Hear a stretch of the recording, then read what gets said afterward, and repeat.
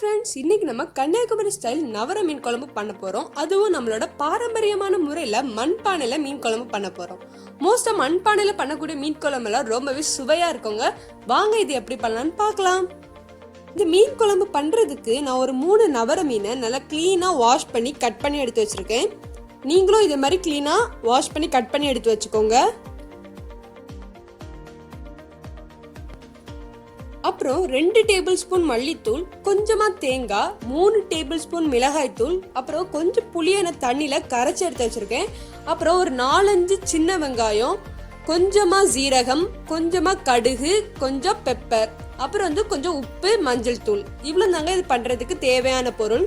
முதல்ல நம்ம மீன் குழம்புக்கு தேவையான மசாலாஸ் பண்ண ஸ்டார்ட் பண்ணலாம். இதுக்கு நீங்க ஒரு மிக்ஸி ஜார்ல ஏற்கனவே எடுத்து வச்சிருந்த சின்ன வெங்காயம், ஜீரகம், கடுகு, பெப்பர் ஆட் பண்ணுங்க.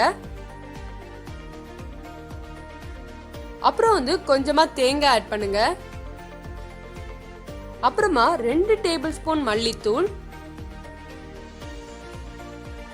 3 டேபிள் ஸ்பூன் மிளகாய் தூள். ஒருவேளை உங்களுக்கு அதிகமான காரம் வேணும்னு நீங்க நினைச்சீங்கன்னா 800 டேபிள் ஸ்பூன் கூட நீங்க ஆட் பண்ணிக்கலாம்.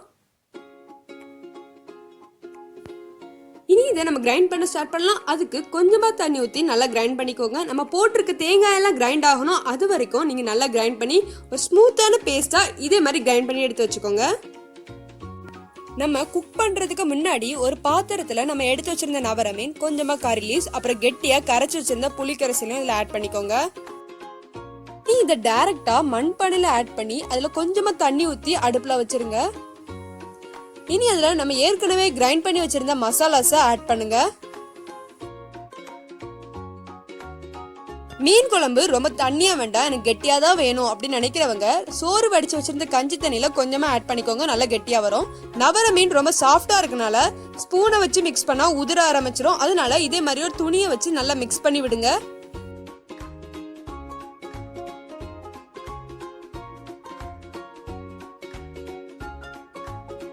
இதுல ஒரு கைப்பிடி அளவு பரலுப்பு, அதாச்சும் கல்லுப்பு ஆட் பண்ணிக்கோங்க. அப்புறம் கொஞ்சமா மஞ்சள் தூள் ஆட் பண்ணி இதை நல்லா கொதிக்க விடுங்க. மீன் குழம்பு நல்லா கொதிச்சாதான் மசாலாஸ் எல்லாமே மீனுக்குள்ள இறங்கி நல்லா சுவையா இருக்குங்க. அதனால நல்லா அது கொதிக்கணும்.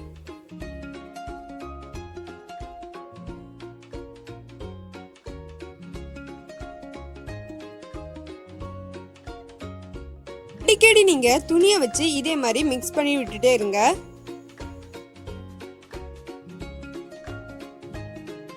மீன் குழம்பு பண்றது ரொம்பவே சிம்பிள் தாங்க. மீன் குழம்பு பண்றது ரொம்ப கஷ்டம் அப்படின்னு நினைக்காதுங்க. இனி நீங்களும் உங்க வீட்டுல ஈஸியா பண்ணிக்கலாம். இனி நான் இத ஒரு 2 மினிட்ஸ் நல்லா மூடி வச்சு நல்லா கொதிக்க விடுறேன். அவ்வளவுதாங்க, நம்மளோட மீன் குழம்பு ரெடி ஆயிடுச்சு. நம்ம போட்டிருக்க மசாலாஸ் எல்லாமே மீன்ல நல்லா இறங்கி சூப்பரா வாசனையா இருக்குங்க. இதே மாதிரி உங்களுக்கும் வந்தோடனே நீங்க இப்ப ஸ்டவ் ஆஃப் பண்ணிக்கலாம். நம்மளோட நவர மீன் குழம்பு ரெடி ஆயிருச்சு. அதுவும் நம்ம பாரம்பரியமான முறையில மண்பானையில பண்ணிருக்கனால சூப்பரா இருக்குங்க. நீங்களும் உங்க வீட்டுல ட்ரை பண்ணி பாருங்க. இந்த வீடியோ உங்களுக்கு பிடிச்சிருந்தா ஹாய் டு கிச்சனுக்கு லைக் பண்ணுங்க, ஷேர் பண்ணுங்க, சப்ஸ்கிரைப் பண்ணுங்க, அண்ட் மறக்காம பெல் ஐக்கன் கிளிக் பண்ணுங்க. Tasty flavours.